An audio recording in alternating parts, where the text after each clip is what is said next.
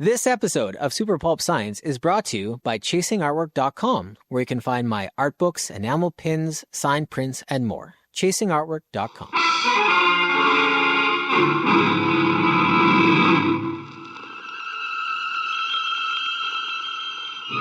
Attention, citizens. It's time for Super Pulp Science. This is Super Pulp Science, where we talk about how genre gets made. I'm here with my long-suffering co-host. Even longer today. Even longer today, he's been suffering. Justin Curry, who is known in some places, even this whole world over, as Chasing Artwork. In the background, tiptoeing around, but not invited to the conversation, are other members of the studio, so kindly be quiet. Dan Vadeboncoeur, our producer extraordinaire, is under the weather, and so we, dear listeners, have a different, lesser microphone setup, which Dan will have to fix the audio of. And so if you're listening to this and it sounds good, it's because Dan fixed it. So thanks, Dan. We miss you. If you're not familiar with Super Pulp Science, or if you are, you should know that what we don't do is plan too much ahead about what we're going to talk about, because the week between episodes is not always the same. Our weeks here at the studio fluctuate so wildly and widely that to make a plan ahead of time sometimes is disingenuous to the events of our lives. Would you agree with that, Justin? Yeah, I would say so. Yeah. And one of the things that we started doing early was occasionally texting to one another topics for conversation that we may come around if we're in a pinch. And so we'll check that list. Now, I haven't done that this time, but that's just so that you guys know how it goes. What I did do, though, was look at a text message I had sent myself that I thought was going to be a writing prompt for something else, but I realize now it's what I want to talk about today. So Justin is in the hot seat. He's looking at me quizzically, wondering if he's got an answer to some gotchas.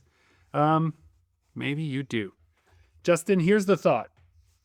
It's mostly small coincidences that make reality. We were talking about the logistics of our city tours, all the different cities we're going to go to, which I think it's not giving anything away to say that we will, in some capacity, hit Calgary, Saskatoon, Toronto, Ottawa, Montreal, Edmonton, Quebec, Winnipeg, Brandon a couple of times, and a few other places also in there. Vancouver, I think you go for 1, 2, don't you? Not this year. Not this year. San Diego. Maybe San Diego is also on that list Maybe too. New York. TCAF will be there, but that's Toronto. I said Toronto twice, that's why. So it seems, though, like a plan. When we lay it all out and we say, these are the places we have to go, these are the logistics for getting our stuff to and fro, kind of like how so much stuff happens between recordings of the podcast. What are the coincidences and the unscripted events that you've come to rely on between shows? Like, what are the things that you cannot plan for? I think that is a constructive conversation to have. Things you cannot plan? Yeah. Like, do you have... This is also prompted by a conversation I had with my son recently about why I try to go a day ahead of when I used to go to different cities. I try to plan a day. Yeah. And he goes, well, sometimes you text us and you're just having fun somewhere on the seaside. Like, you didn't need to be there that day early. And I said, yes, but sometimes you don't hear from me for 2 days straight. And he goes, that's true. And I was like, that's because I'm dealing with problems. And so there are certain problems that we know sometimes happen, and they don't always happen. So why don't we start with that? What are some things that tend to go wrong when you arrive in a city? The ones that hurt the most that immediately come to mind is when you go to a new city and your bags don't join you on that journey. The ones that hurt the most. I'm going to make that as a category. So that's happened to me. I've been doing conventions like pretty full-time-ish since 2008, 9, 10, somewhere in there. I started doing quite a few. And it's only really happened to me, I think, like 2.5 times. Once I went down to the States and I'd shipped a whole bunch of stuff, and it all got held up in customs or in a sorting center and never made it to my hotel. And so I had to do the show without without any backstands whatsoever, without any kind of display. And that one hurt. And then I did Montreal. It was shortly after COVID. There was a bit of a luggage strike going on. And so we landed, and the baggage claim was just this weird, like, just stacks and stacks of people's abandoned luggage, like in It was piles. actually awesome. I remember walking through that and just like trying to navigate my carts through the stacks of like could fall over at any moment. Other people's Because like everybody was arriving on one plane, but then it was like 5 planes later by the time their luggage got there. So it wasn't abandoned luggage. It was just the people had already been there for a day or two, and their luggage was like catching up. And so they just had these piles and piles of luggage everywhere. And all the you have a problem, come talk to us at the WestJet desk or the Air Canada desk or where they had all closed their doors, and with like a little they had reached the maximum Yeah, it amount was like of we- problems they could handle. yeah, we're just pulling our people out of this situation. Retreating from the front lines. Yeah. Okay, so lost bags. I've had it. It's rare, but I've had it where my accommodation is also missing. Like I show up and the hotel is like, "No, we have your you're here. You're here, and we have your booking, but we do not have a room for you. That's our fault, right?" Okay. And so I've had that to solve. And when they Had a reservation, but they just Yes. I don't think you know what a reservation is for. Yeah, they have the reservation. They didn't know how to hold the reservation. Yeah. Or you get there, and this was in the early days of convention travel when still rooms with smoking, or they had not yet bulldozed the hotels that used to have smokers in them, and you'd get into the room that once had smokers. I remember that. That was in Regina. We were in a smoking room, and even though none of the smoke, but like It was, it was hard to breathe in there. Yeah, it was absolutely disgusting, to the point of us going and buying tools. If you remember this, we went to a hardware store and dismantled the window so it could open, Right. because it wasn't. It was a high up floor. You weren't supposed to be able to Yeah. open the windows. And But we we were- opened the You windows. were just like, we can do this. We're going to do this. Did we end up moving rooms, or did we just No, tough we had it to. out? We had to tough it out. It was only a 2-day show, so I think it was like a short stay. But we, Yeah. Yeah. And so, but if you go and you give yourself a little bit of time, then the amount of stress associated with things going wrong, that's what I'm usually mitigating. That's what I was trying to explain to my son. It's like, it's not because I think things always go wrong. It's that I assume something will go wrong. And when it does, I want to be able to be chill about it. And so if I go a day early, I can either be chill about it, or if I can't fix it, like there's, like the bags aren't going to come till Saturday, I've had a chance to get my shit together emotionally before I have to be on, quote unquote, on for the show floor. You've also, I'm reminding you of other things, but you set up your entire booth at a show and then came the next day And it was dismantled. and it had been dismantled because the person you were sharing a booth with did not appreciate you having a bigger booth than them. Yeah, there was a legitimately just a stomp your feet. Yours can't be nicer than mine, so you have to have a setup like mine time. Yeah. You could probably sort through previous episodes to find those days. So if you have a little bit of wiggle time, it's better. Now, I'm bringing this up also because I've noticed a change in Justin. Dear listener, I've noticed a change in Justin this last year of fatherhood. Yeah. He's leaving things a lot more down to the wire. You catch that flight out right at the end of the show, or you come right before the show. You're not giving yourself that space like you used to. And so I wonder how that is for you. I was trying to figure out what you meant, because if anything, I think I'm more responsible these days. You're definitely more But responsible. More responsible in that I'm trying to be away from my family as Less. little time That's as right. possible. Yeah. So to the dear listener, what that means is instead of arriving the day before the show and having a day to set up, I'm arriving 7 hours before the show begins and setting up in a little more of a frantic pace, and then leaving the second the show ends and getting to the airport. Good and evil are so close as to be chained together in the soul. Man is not truly one, but two. Now, supposing we could break that chain, separate those two selves, free the good in man and let it go on to its higher destiny, and segregate the bad. Let it destroy itself in its own degradation.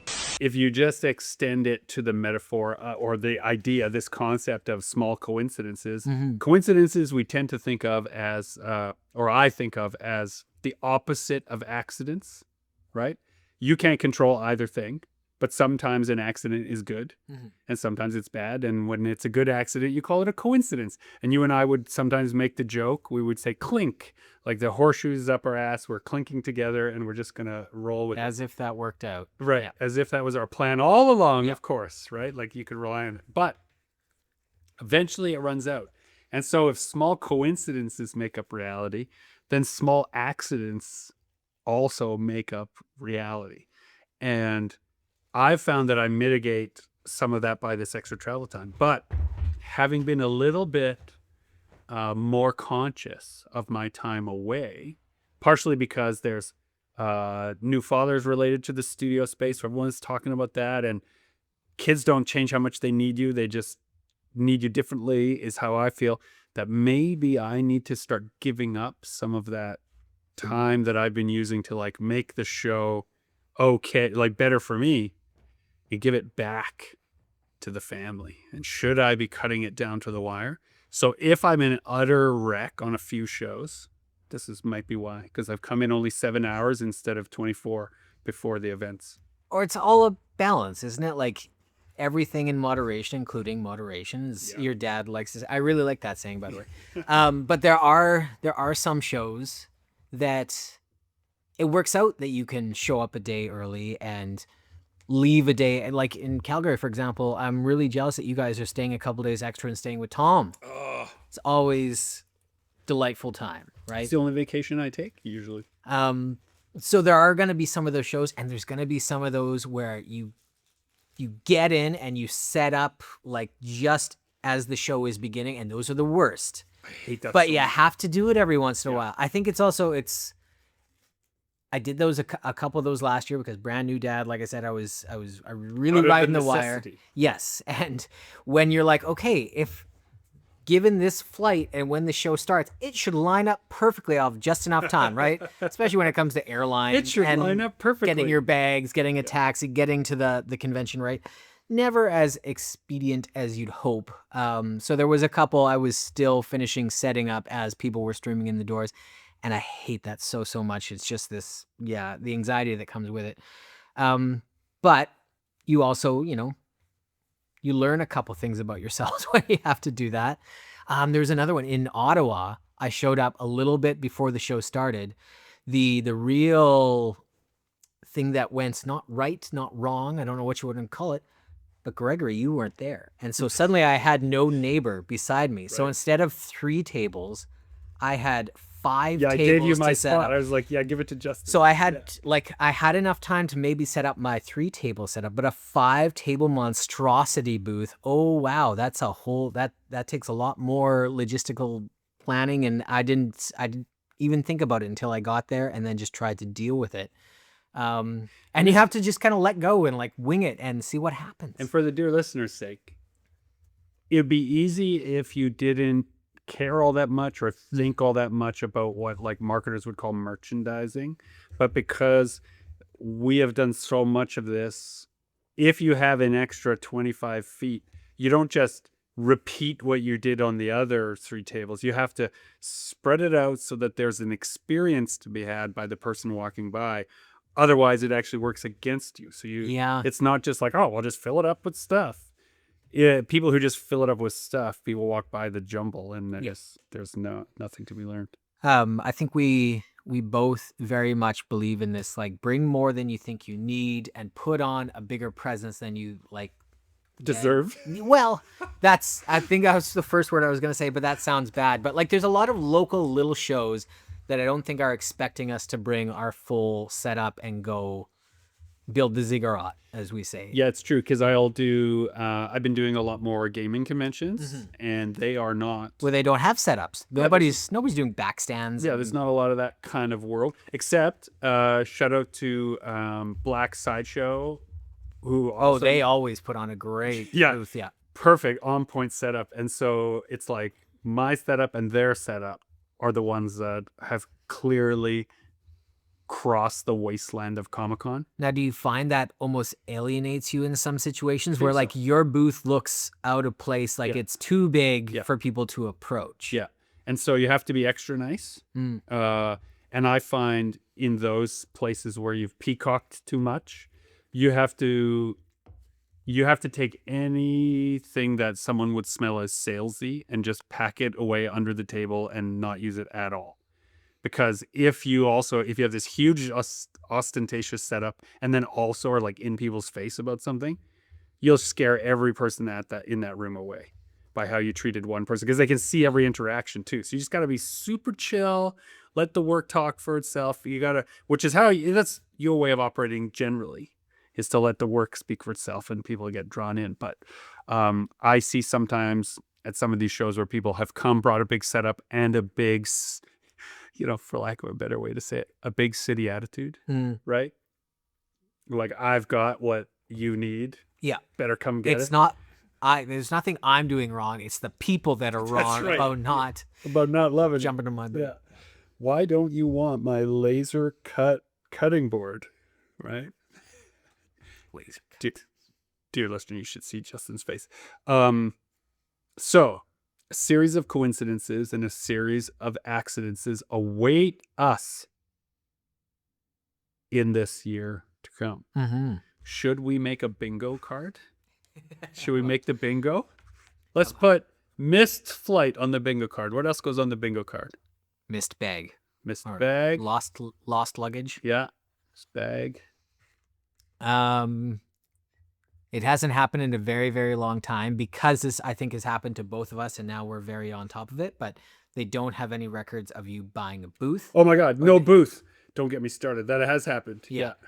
You go to a show with your suitcases and you're sweaty because you just Or dragged your them. pallet has arrived and Yeah. there's no place to unpack it because, yes, we have your money, but we didn't give you a space. I think that hasn't happened to me since like very early days, when everything was kind of a little less email oriented. It was, you actually went into the comic shop. It's and a bought fresh your wound booth. with a particular show because it happened to me twice. Oh no! Right at that show, which we will not name because it's new people now. They're not to blame. They're not to blame.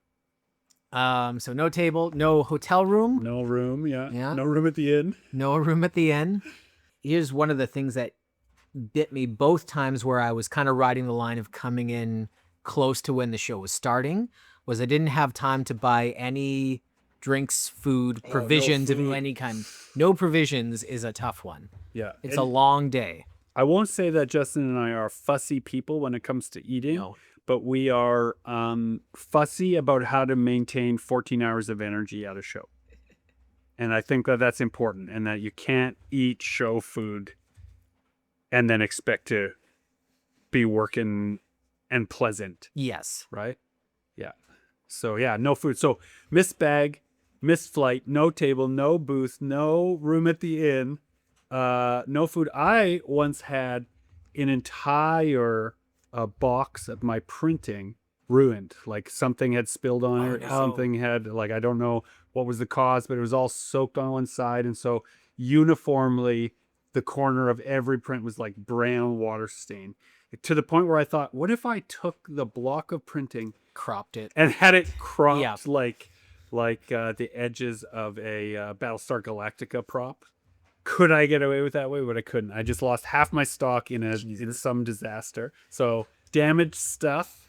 This happened to me at the studio. I was sorting prints and also having a glass of wine. This was like years ago.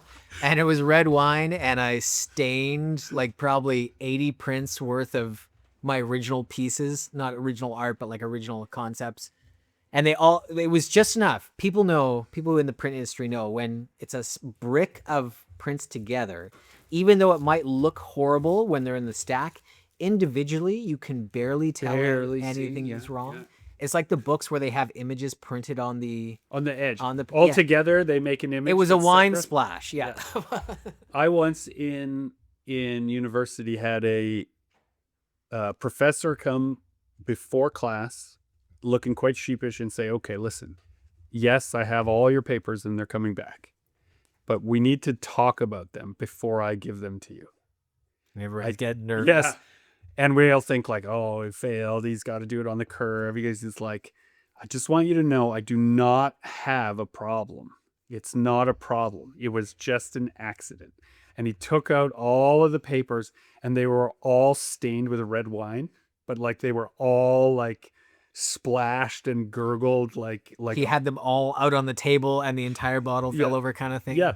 But he explained, he's like, the reason why I'm doubling down on this is that it happened one time, and that's this group of papers. And I cleaned up everything, and I got a fresh bottle of wine, and I laid out the other set, and then I did it again. So the reason why this splashing isn't like uniform is that I spilled 2 bottles of wine on your thing, but I didn't drink either bottle. Right. Right? I wasn't able to drink either. Well, he needed a bottle after that. Yeah. It sounds like. Good heavens. Why, Dr. Jekyll? Hopelessly insane. This is pure balderdash. You're dealing with things it would be better not to mention for your own sake. There might be trouble. Okay, I've got another one. I arrived at the show. I started at unpacking everything, and I forgot to pack blank. I've forgotten to pack my like point of sale, like the Square stuff. POS, that's important. Less important now. For the dear listener, if you have a Square on your phone, you can now take payments on your phone. I believe in America you've been able to do this For longer. Canadians, we can now do this too. Float, you've forgotten your float. I forget my float all the time, but that kind of works out because I usually tell the first few customers. Oh, are they have usually to the loyal it's an ones. upsell. Yeah, no, and I'll just not as an upsell, but I'll just like often at the cities I'm visiting, my first few customers are people who are return customers, and it's gone to the point where like there's this one lady I can think of who is in. That's got to be, maybe it was in Saskatoon, but I won't be there this year. Who would show up and say, I brought lots of 5s and 10s this time? Because it's like, I had forgotten. No, it can't be Saskatoon because that would have been post-Calgary, somewhere I had to fly to. But it has happened enough where I've asked the first few customers, like, hey, if you want to pay in small bills, I would love you for it. Yeah. And this one lady now started bringing. Pays exclusively in small bills. Yeah, in small And there's no harder question to ask another vendor or artist than, can I have a bunch of 5s and 10s at the you beginning cannot of do the that. show? Because those are like coveted. Yeah. You are the worst kind of vendor if you go to another vendor that you don't know and ask for their float. I have also remembered every single piece of technology and forgot all the cables, All which the I packed chargers, up yeah. separately in a little bag, like a travel bag, so that it'd be easy for the TSA to look at it, right? Forgot the thing that allows it to connect to every other thing. I've forgot those before. I've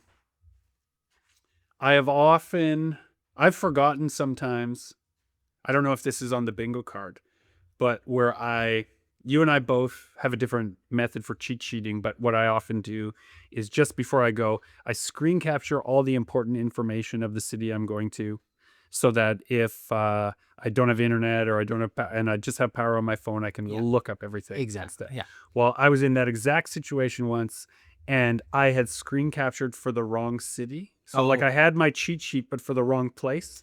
And I was like scrambling to find, like I told the guy at the airport, take me here. He's like, that's weird.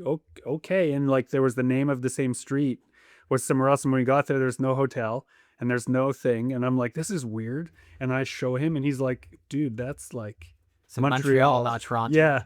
And I was like, oh, none of this information is of use to me now. Shit. Yeah, what do I do? I've made that blunder before. So what my amazing partner Darcy has done for us is she made me a checklist of all the physical and screenshotted information that I need for a convention. So stuff like print bags and X-Acto knives and tape and stands and pictures of your hotel, of your travel, of this, of that.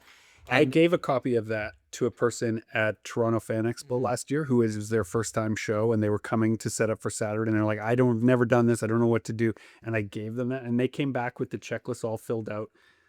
So thrilled to have been given it. I use it every single show now because at a certain point I was like, I know what I'm doing.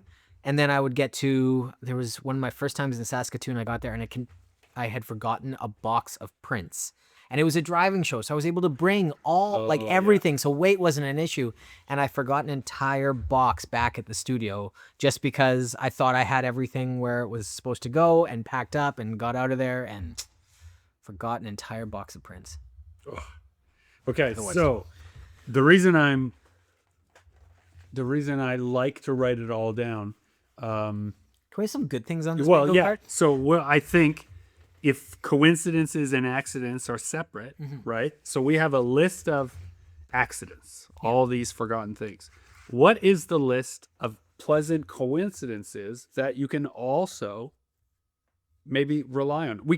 You don't know that you're going to miss your bag, miss your flight, miss your thing, but you worry about those things, right? I think there is an equivalent side of travel where you should also rely on the coincidences. It's hard to Before I go on, I am not talking about magical thinking. I do not believe in the secret. All right? That's not what I'm talking about. People often bring this up when I say this. That's not what I'm talking about. I'm saying the same way you can rely on sometimes losing your bag, you can also rely on some good things. On the balance of probability. So if we're just talking about what are some things that probably go right once in a while too? There's a lot of things that just fill my heart with joy that are hard to put on this list, like big suppers with a whole bunch of artists that we don't get to see except in these other cities, stuff like that. Those are great, but they don't really quite fit with this list as much. But they don't happen without it. Like we don't have those grand gatherings. You have to risk losing your bag, losing That's your a good flight. grand gathering, Right? I love a good grand gathering. Yeah. And what we're talking about is we have so many artist friends, but none of us live in the same city, right? They're in Toronto or Vancouver or wherever, and we see them on the road at these shows, and these shows are exhausting, and everybody just wants to go back to their hotel room or just do something simple. It's very rare that we get together in big groups and go out for a meal together, and especially you have a party of 12 minimum. Where can you go Saturday night? One time in a party busy of city? 50, right? Yeah, And a werewolf showed up. It's tough. So when those happen, that's great. So grand gathering, I think something on the bingo card of goodness is the best booth neighbors. The best booth neighbors. Sometimes yeah. You meet just the most delightfully wonderful, giving, Have the caring opposite people. of that on the bingo card too. Yeah, there's such the worst neighbor. The is worst also, booth neighbor. Yeah. is also on that card. Now I've been it was recently, so I should be really vague. Where I had the best neighbor on one side and the worst neighbor on the other. The perfect storm. The perfect storm, and to the point where what I would do in the morning, because you could get at the booth from either way, I wanted to end pleasantly, so I rearranged my setup so that I would pass through the miserable booth and then go to my station near the pleasant booth. So it was like I would get this reward of nice company by passing through the miserable people.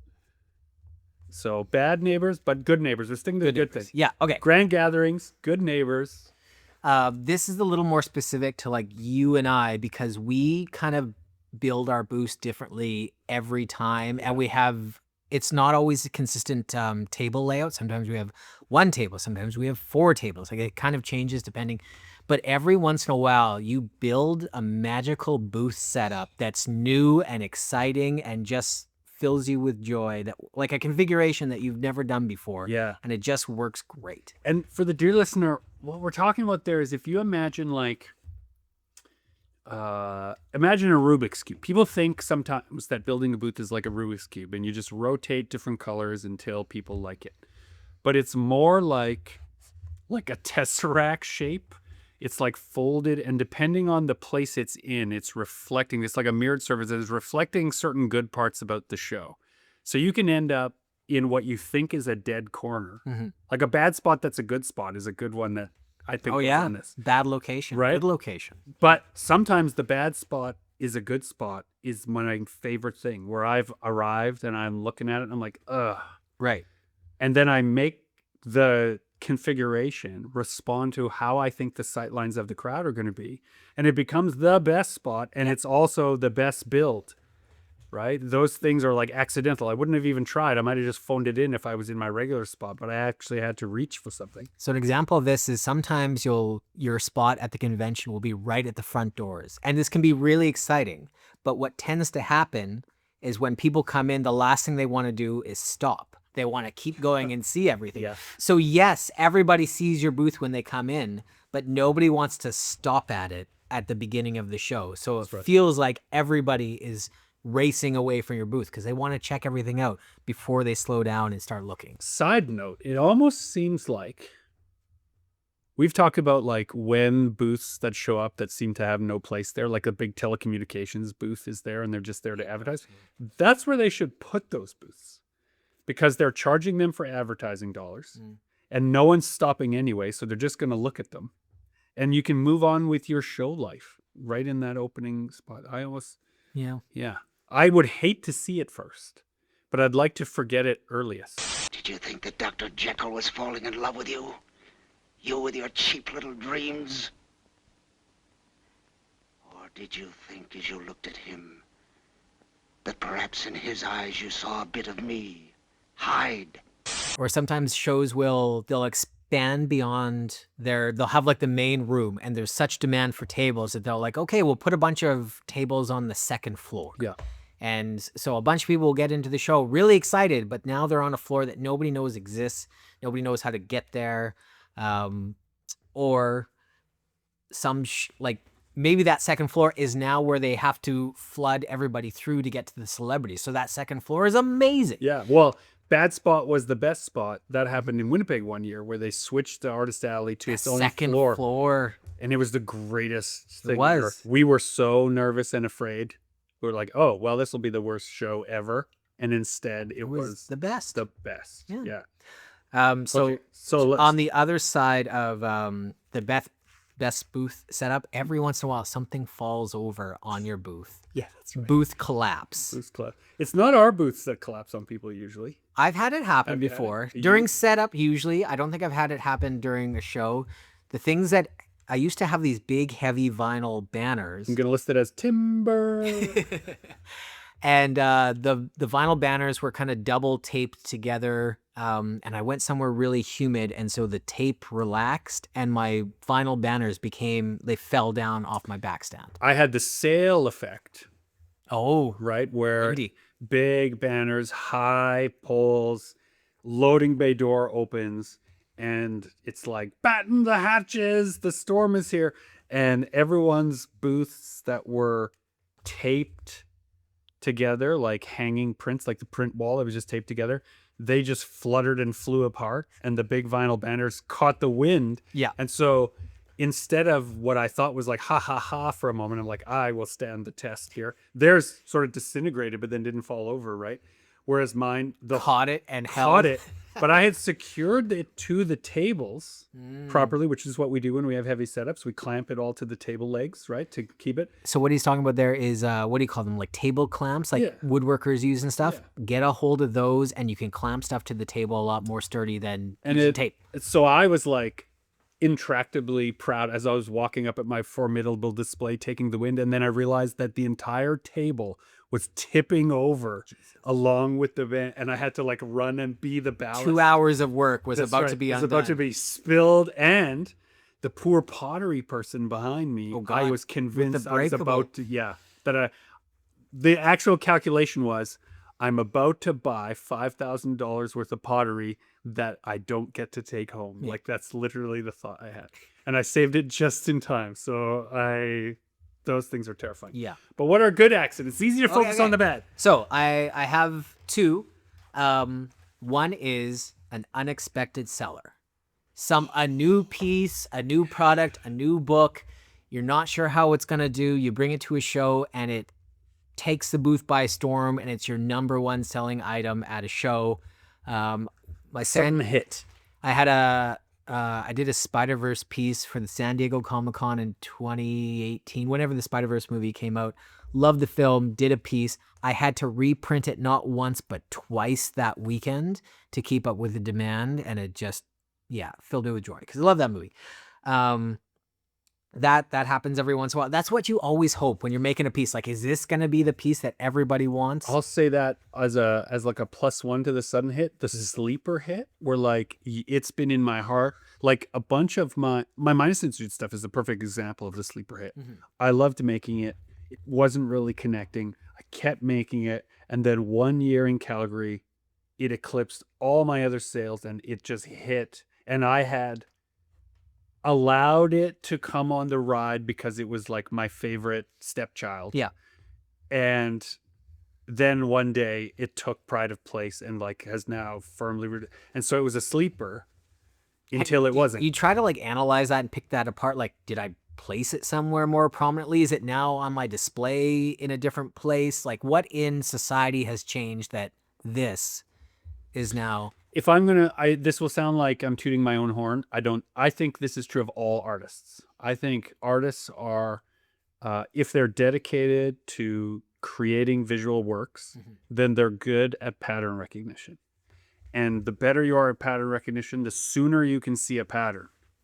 And so if you start including that pattern, it can take a while for the general public to be aware of the pattern. Right. And so you see it sooner. That's like been common of artists, the conversation surrounding the artistic practice as artists being a windsock for how society is changing. I'm not inventing that. That's true. Right. But I believe that's the reason, is that the subversive nature of the slogans and the images that I was putting on the Minus Institute stuff was as a result of my displeasure about certain things that I saw coming just a few years sooner than the people who are consuming the work. And so since science fiction and fantasy, I think, are not criticisms of, they're not showing the past or the future, they're criticisms of the now. Sometimes your now is sooner than someone else's. And so I think that's why stuff catches on.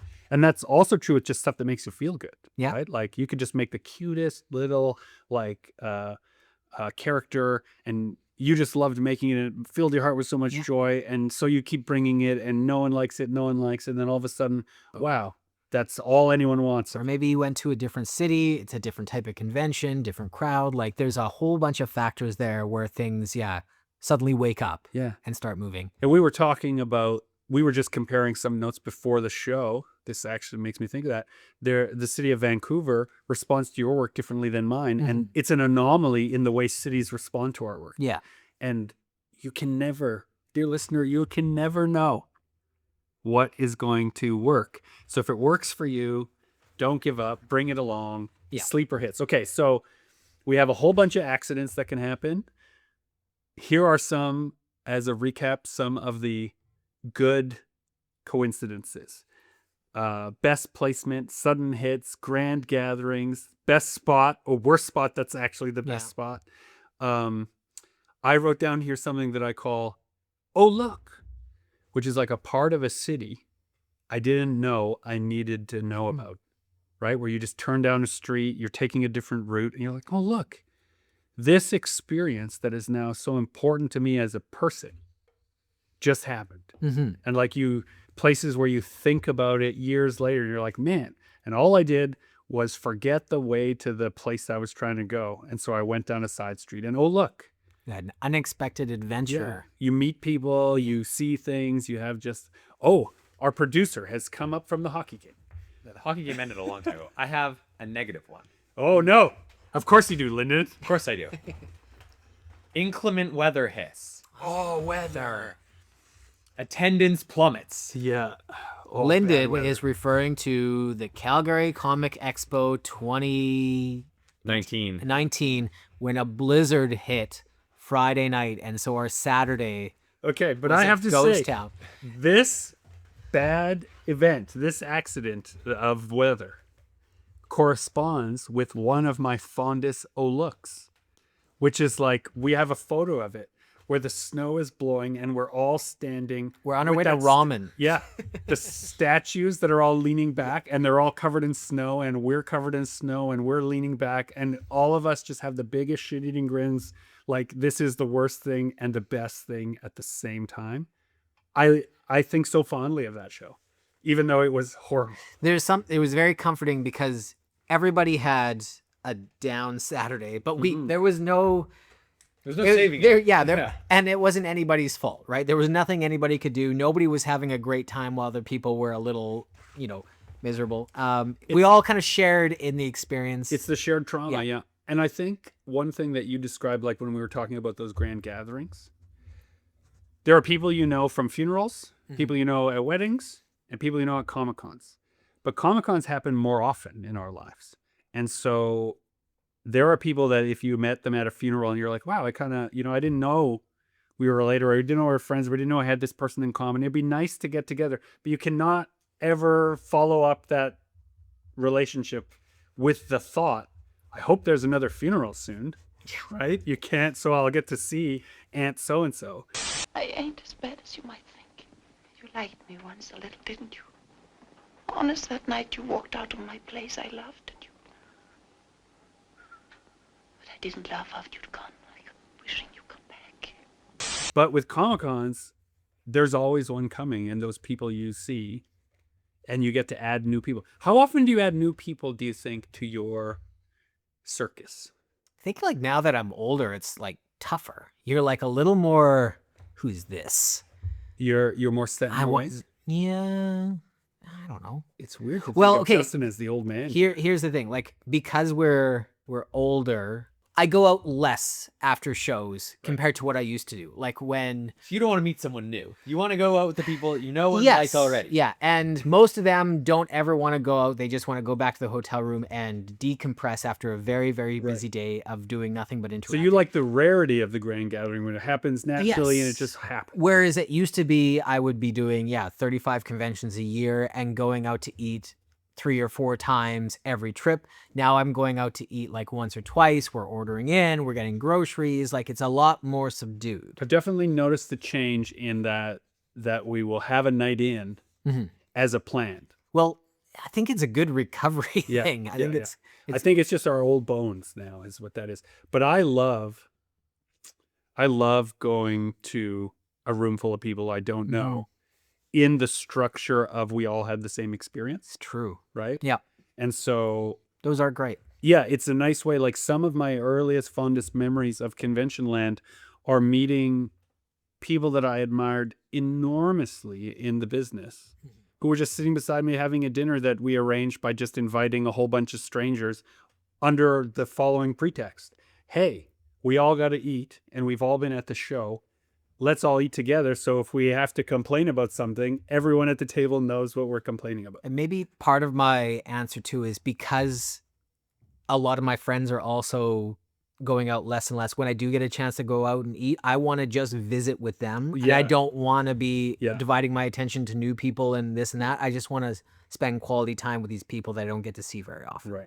But I still, like, I love those dinners that you're talking about where it's like, and what do you do? And what do you do? Like, oh, tell me more about that. Like, I do love those. And what I like the best about them is that they aren't like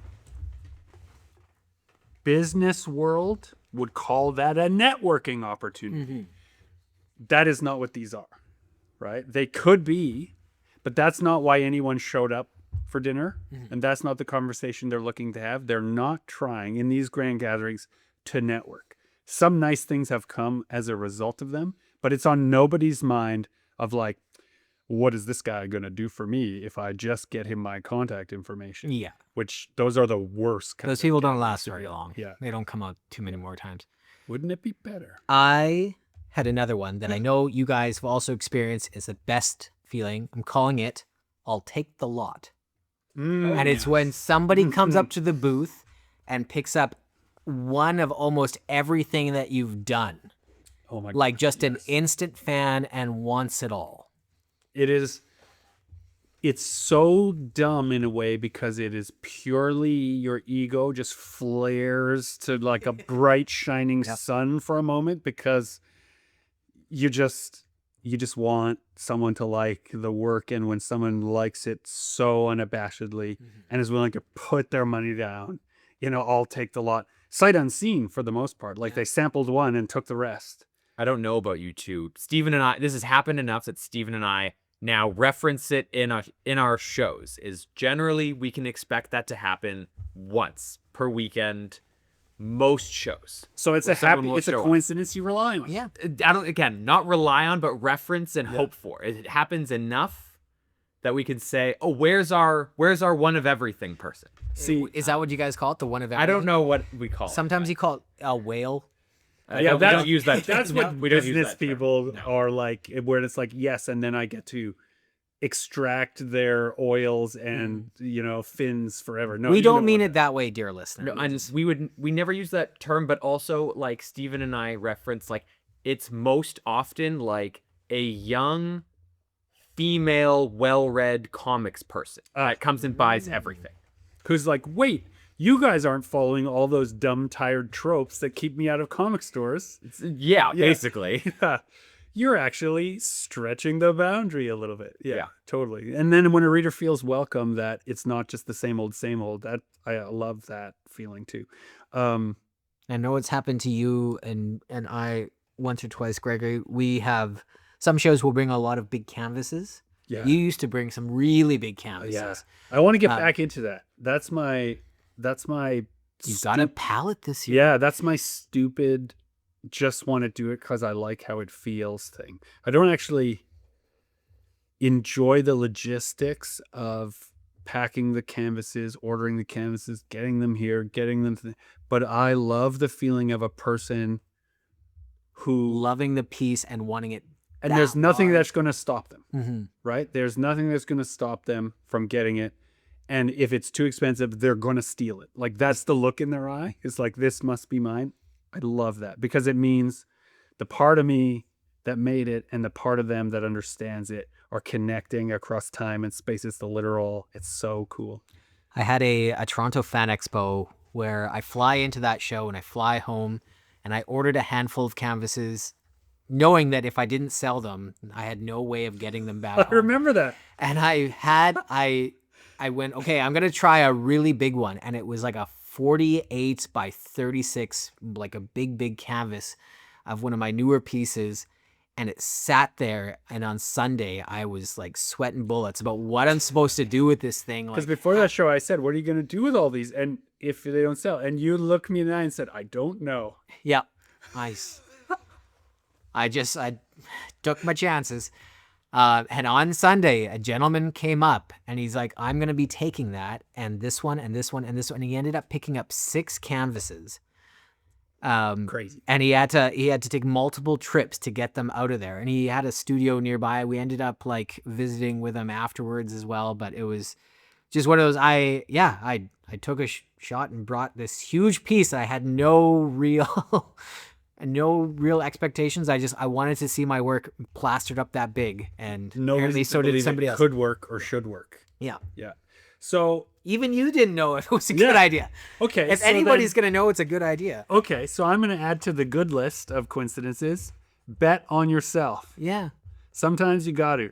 It doesn't always work. We started this conversation by thinking about the ways in which we don't prepare for the event we know is coming because preparation will change the event. And which we were talking simply about the show itself, right? This show, Super Pulp Science. But then I extended that metaphor to our palette system and our cities that we visit at. We know it's coming. We know where they are on the calendar, but you can't plan everything in the middle. This is because I believe that small coincidences make reality. But dear listener, the point I'm trying to make is that we can always imagine the bad things that are going to happen. And bad things do happen. They are unavoidable. You just don't know when they're going to come. And good things do happen. Did you? They're used to have unavoidable. A lot more anxiety regarding shows in the early days than you do now. Way more. Yeah.